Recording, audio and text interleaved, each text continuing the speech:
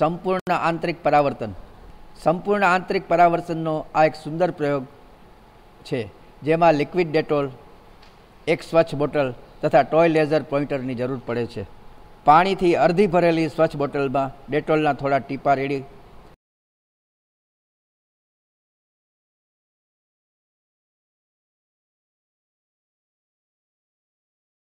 પછી પાણીની બોટલનું ઢાંકણું ફિટ કરી હલાવો.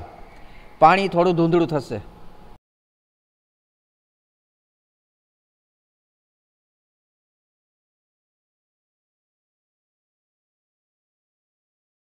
ટોય લેઝર પોઇન્ટરને ચાલુ કરી બોટલ તરફ રાખો. લેઝરના કિરણો સીધી રેખામાં રાખતા કિરણો બોટલ મારફત સીધા બહાર નીકળશે અને જેમ જેમ લેઝરના કિરણનો બોટલ સાથેનો ખૂણો વધારતા જશો તેમ તેમ ક્રિટિકલ એંગલ આવતા તમને કિરણોનું સંપૂર્ણ આંતરિક પરાવર્તનનો જોવા મળશે.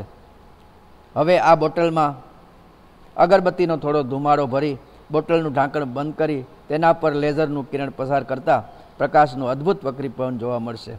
પ્રકાશના કિરણોના આંતરિક પરાવર્તનનો સુંદર નજારો બતાવતું આ એક અદ્ભુત પ્રયોગ છે.